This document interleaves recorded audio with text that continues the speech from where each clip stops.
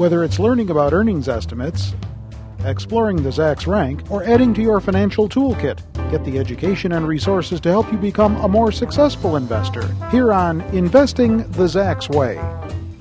In this segment, Steve is talking about the Zacks Rank again, but this time from a little bit of a different perspective. Now, not too long ago, you did a commentary about how the Zacks Rank stock picking system was wrong 44% of the time. Yeah. And to my surprise, the boss kind of glazed over that. He kind of overlooked that. Now you want to talk about 5 limitations that the Zacks Rank system carries with it. Are you trying to commit career suicide here? What's going on, man? No, it might seem like that. But no, this is just another case of where I'm trying to give a fair perspective of what the Zacks Rank is about. A person has to know how it works and sometimes how it doesn't work to apply it successfully. So here again, we keep talking about the 30% annualized return. The better folks understand how to employ the system, with its shining moments and some of its warts too, the better they are going to be able to achieve that exceptional return. Well, I commend you for your gutsiness, let me tell you. So share with us then the 5 limitations of the Zacks Rank. Yeah, we're going to start off with number 1, which is the performance is relative to the market. And this is one of the things I've talked to Len Zacks beforehand. So we say, a number 1 is a strong buy, and number 2 is a buy, and on down the list.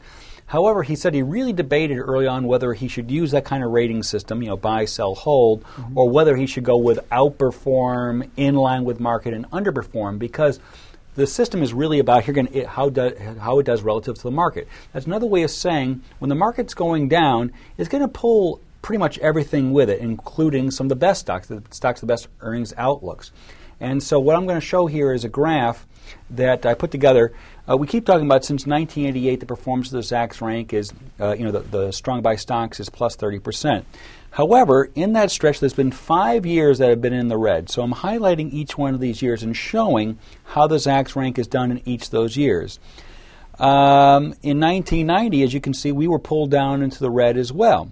But at the end of the year, we did have a positive return. As you go down the list, the market's been down 5 times over the last 20 years.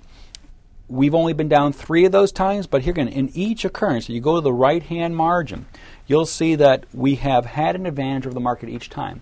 So in the most recent year, market's down 12%, and we're down 6%.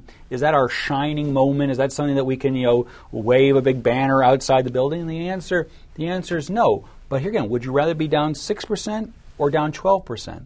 Or the one thing that's not on the slide is the Zacks number 5 rank stocks, the strong sells. Those are down 20% so far this year. So here again, a system that says, all right, the market condition's not great, but this is the best the market has to offer, minus 6. The average stock's down 12. And oh, by the way, these terrible stocks, the one to stay away from, don't have them in your portfolio, those are down 20. So even in the worst conditions, the Zacks Rank is being helpful to individuals. Well, that does make sense. And all too often, even the good stocks get punished when the market, takes a tumble. But that also does create buying opportunities for investors.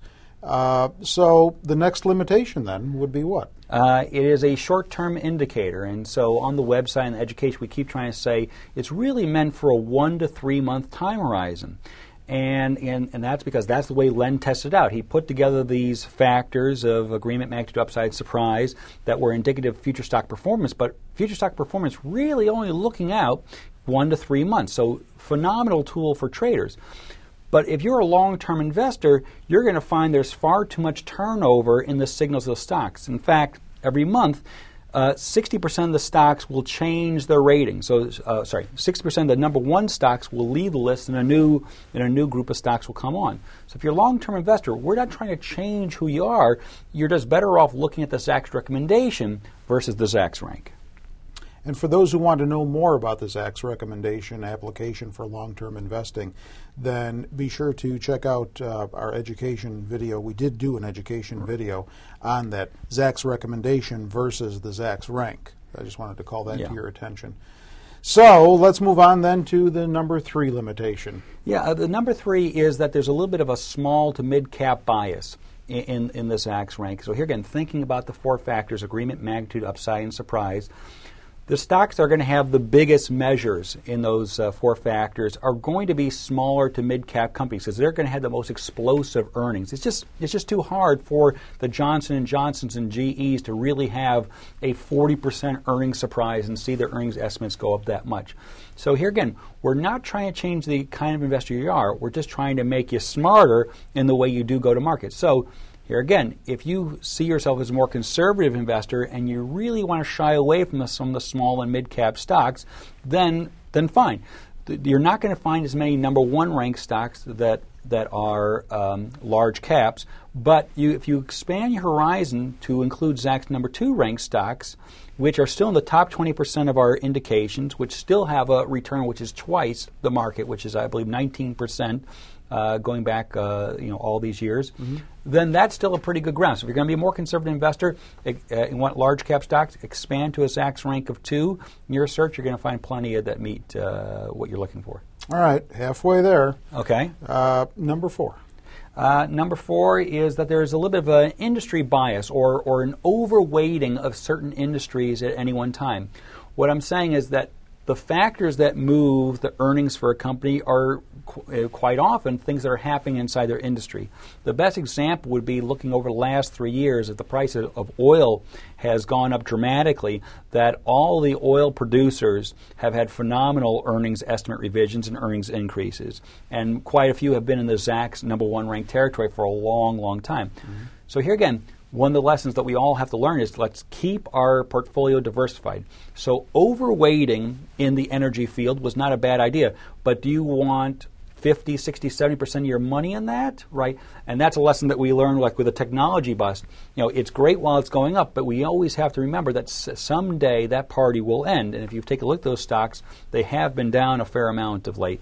So you want to keep good diversification rules in place, even if there's so many attractive ones in that industry. There's Zacks number 1 ranked. I remember a few months back you talked about how most investors, right, or many investors, don't diversify well enough, and that a lot of investors only know 1 to 2 stocks, and they have a tendency to get married to them. Right. It makes it clear the importance of diversification as to not have too many eggs, if not all of them, in the same basket. Right, absolutely.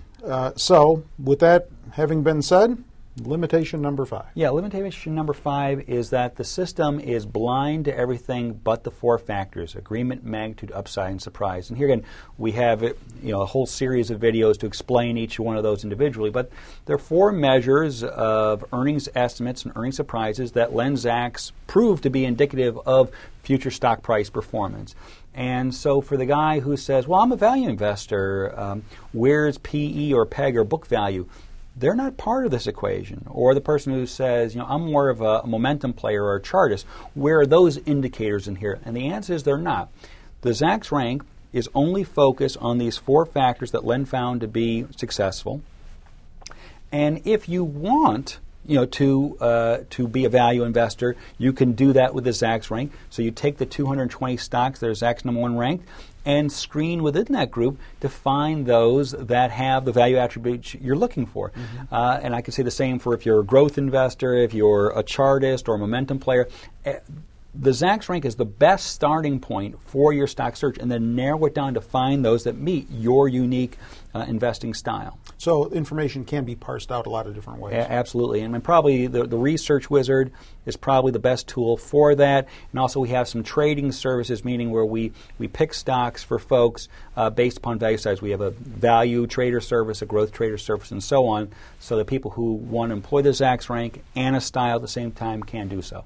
All right. So despite these limitations, remind us again, if you would, why people should be using the Zacks rank to pick better stocks. So here again, even with all these flaws, okay, and here again, anyone who tries to tell you that they have a system that's absolutely perfect and it's foolproof and things of that nature, they're just not telling the truth. And so I like sharing this information because it makes it honest, it makes it applicable for the person because they know what to avoid when they're using the Zacks rank. But the reason why we use the Zacks rank, and here we're coming back to our favorite topic, which is about performance.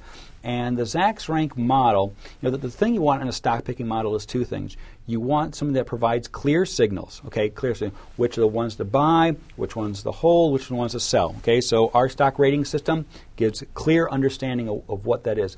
But what's even more important than clear signals are meaningful signals, meaning does a strong buy produce better returns than a buy? And the answer is yes. Does a buy produce a better return than a hold? Yes. Does a hold produce a better return than a sell? And does a sell outperform a strong sell? And the answer is yes. Meaning that each of the signals is indicative of the likely performance of those stocks. And it is the most helpful of knowing which stocks to buy, which to hold, and which to sell. And that's what you want in a rating system. All right. Well, there you have it, folks. The 5 limitations of the Zacks Rank and why it's still a good system to use. Yeah. With Steve, I'm Terry Ruffalo.